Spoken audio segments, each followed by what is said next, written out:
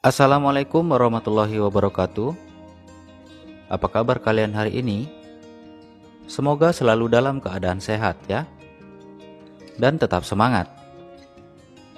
Di video kali ini, kita akan belajar mengenai teks ulasan. Dalam cakupan materi, yang pertama yaitu menunjukkan ciri-ciri teks ulasan. Yang kedua, menjelaskan kembali teks ulasan. Ulasan atau review adalah sesuatu yang berisikan informasi tentang kritik, pujian, atau saran sebuah karya.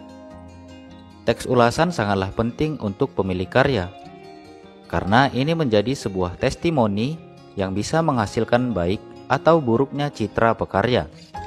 Jika mendapatkan review bagus, maka bisa dipastikan reputasinya bagus. Dan jika mendapatkan review yang jelek, maka bisa dipastikan hasilnya juga akan jelek. Yang pertama yaitu menunjukkan ciri-ciri teks ulasan. Sebelum kita mengarah kepada ciri-ciri teks ulasan, ada baiknya kita harus tahu dulu apa pengertian teks ulasan. Ulasan merupakan teks yang berfungsi untuk menimbang, menilai, dan mengajukan kritik terhadap karya atau peristiwa yang diulas tersebut. Karya-karya yang diulas dapat berupa novel atau cerpen, film atau drama, lagu, lukisan, dan buku atau ilmu pengetahuan. Untuk lebih memahami pengertian teks ulasan, mari kita lihat beberapa pengertian ulasan berdasarkan KBBI. Yang pertama ada ulasan berita. Ulasan berita adalah ulasan di televisi mengenai berita-berita yang aktual, disiarkan melalui televisi dan disaksikan oleh banyak orang. Yang kedua, ada ulasan buku. Ulasan buku adalah pertimbangan mutu buku yang dalam pembicaraannya lebih ditekankan pada penilaian ilmiah dengan mengemukakan argumentasi yang cendekia, atau nama lainnya ialah resensi buku. Yang ketiga yaitu ulasan pers. Ulasan pers adalah siaran yang berisi komentar atas tajuk-tajuk surat kabar. Hampir mirip seperti ulasan berita, tapi ulasan pers lebih mengomentari berita yang disampaikan lewat televisi. Ciri-ciri teks ulasan. Ciri teks ulasan yang pertama yaitu memakai kata hubung atau konjungsi penerang seperti yaitu, yakni, dan jika. Yang kedua, memakai konjungsi temporal seperti selanjutnya, sejak, semenjak, dan pada akhirnya. Yang ketiga, memakai konjungsi pemicu seperti karena dan sebab. Yang keempat, memakai kalimat pengakuan berbentuk referensi atau anjuran di bagian akhir teks. Umumnya diikuti dalam kata harus, seharusnya, sebaiknya, dan jangan. Yang kelima, memakai kalimat karakter sikap seperti halus, antagonis, protagonis, nakal, panutan, eksotis, dan lain-lain. Ciri yang keenam, memakai kata benda yang merujuk pada manusia, binatang, atau benda yang lain, dan ide atau pemahaman. Ciri yang ketujuh, memakai kata kerja yang memiliki makna tindakan, proses, atau kondisi bukan karakter. Ciri yang kedelapan, memakai kalimat metafora, yaitu penggunaan kata atau barisan kata bukan arti sesungguhnya, tetapi satu majas atau lukisan berdasar kesamaan dan perbedaan. Ciri yang kesembilan, memakai kata referensi yang mengarah satu simpatisan spesifik. Ciri yang kesepuluh, memakai kalimat majemuk, baik itu kalimat majemuk bertingkat atau kalimat majemuk setara. Menjelaskan kembali teks ulasan. Maksud suatu teks ulasan.